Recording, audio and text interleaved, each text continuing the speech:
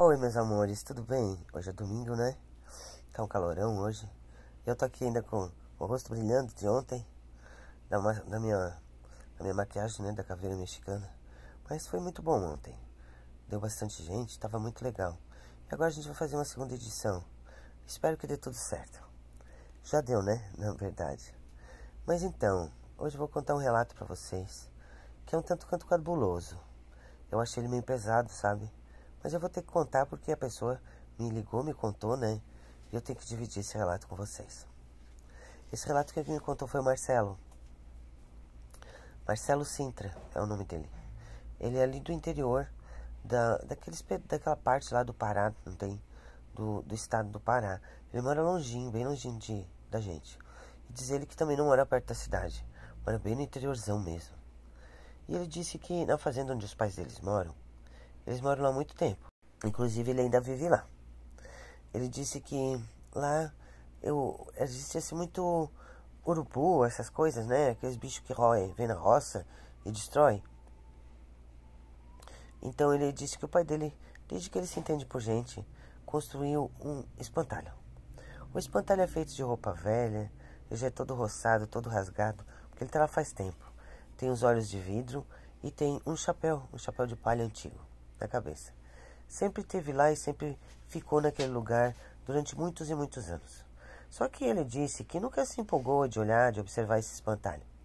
Só que nos últimos tempos, há mais ou menos um ano atrás, ele disse que estava ajudando o pai dele na roça, nas colheitas de milho e tudo mais.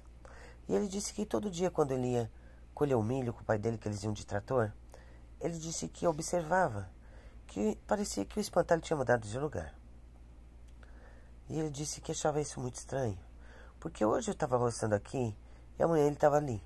Então ele disse que começou a observar isso, que parecia que a coisa mudava de lugar. Mas ele pensou, mas não, agora que há tantos anos nunca deu isso na vida. Como que esse bicho vai se mover para espantalho, pô? Aí ele disse que foi bem perto, olhou, era de madeira mesmo, espantalho, não tinha nada, não tinha vida, não tinha nada. Aí ele disse que fez uma marcação, um círculo ao redor de onde ele estava. Foi para casa, dormiu. No outro dia acordou bem cedo com o pai e foi roçar.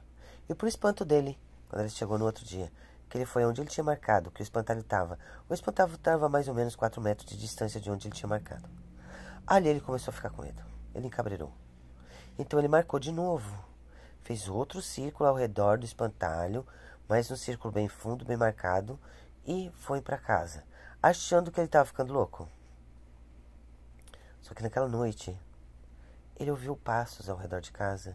Ele viu pessoas passando a mão nas espardelas da casa. E lá, eles não dormem em cama, né? Eles dormem em rede. Diz ele que ele sentia assim que parecia que tinha alguém observando ele o tempo todo. E ele se enrolou todo na rede e tentou dormir, mas ele não conseguia. Ele disse que via uma coisa estranha olhando para ele da rua.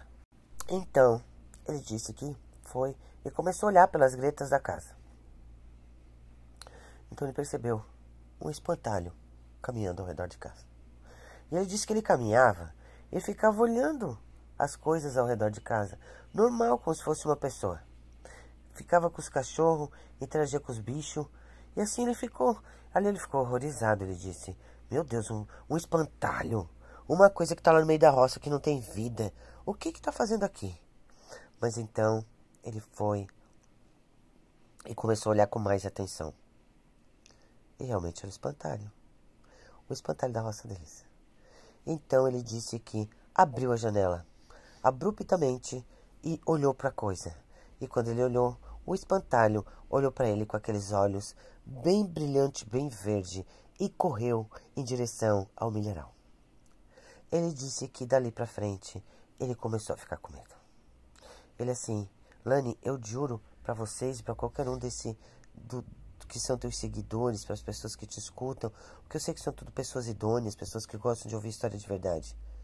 Ele realmente correu. Então, no outro dia, ele comentou isso com o pai dele de manhã cedo. O pai dele disse que tem observado isso há muito tempo, mas que não se importa. Aí ele disse, mas como, pai, que tu não vai te importar? É um espantalho morto, uma coisa que tá lá, é um pau, vestido de roupa, o que tá saindo de lá? O que tem nesse espantalho que ele tá vindo pra cá? Aí o pai dele disse, isso é uma longa história, meu filho. Mas uma longa história por quê? Conta pra mim. Então o pai dele contou que ele, há muitos anos atrás, comprou aquele terreno todo ali. Só que aquele terreno era um terreno onde era um cemitério de índios. Xamãs antigos, índios, né? Que morreram. E que tem muitos corpos enterrados ali. Então ele acredita, né? Segundo uma benzedeira que ele tinha ido, que aquele lugar, o espantalho criava vida à noite por causa desse cemitério dos índios. Mas ele achou estranho. Ele disse, não pode. Como que um cemitério de índio vai fazer um espantalho criar vida? Então ele foi com o pai dele disse, ó, pode ver, tu marcou, ele tá longe. Isso tudo eu já fiz, isso tudo eu já passei. Eu nunca te falei porque eu não queria te assustar. Mas aqui onde a gente planta era um cemitério indígena. E eu também na época fiquei muito apavorado. Mas agora não, agora já tô tranquilo. Eu sei que ele não faz nada. Ele só vem dar uma volta. É como se um espírito tomasse conta dele para caminhar na noite. É vontade de caminhar. Deixa o espírito ser feliz, meu filho. Vamos trabalhar. Então ele ficou cabreiro. Porque ele disse, meu Deus, um cemitério indígena. O que tem a ver isso com aquilo? Mas tudo bem, trabalhou com o pai o dia todo e remarcou de novo o abençoado do espantalho. E foi para casa. À noite ele acorda. O espantalho estava diante da janela dele parado olhando. Ele disse que naquele momento ele gelou inteiro. Ele ficou com muito, muito medo. E ele disse que ele achou que aquele bicho ia fazer alguma coisa contra ele. E realmente fez, avançou contra a janela para pegar ele. Só que ele fechou a janela a tempo.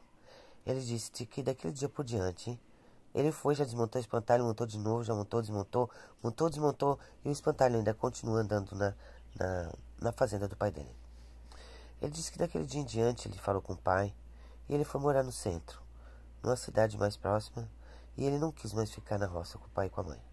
Ele disse que não ia conseguir sobreviver e viver com aquele espantalho rodeando a casa todas as noites. E ele acredita que até hoje o espantalho está lá rodeando ainda. Ele só vai lá trabalhar de dia com o pai dele e volta à noite e dorme em outro lugar, que é tipo um quartinho que ele tem alugado na cidade próxima de onde o pai dele mora. Ele não quer mais voltar lá, ele diz que prefere pagar para dormir, mas ele não quer ter que passar novamente de ver aquele espantalho com vida, com aqueles olhos brilhantes e estranhos, olhando para ele na janela dele. Esse é o relato do nosso amigo. Eu espero que vocês tenham gostado. E o Marcelo afirma que esse relato é muito verdadeiro. Ele não está mentindo. Não esqueçam de se inscrever no meu canal, de deixar o seu like e principalmente, né? Contem relatos. Beijo da Bruxa de Salem.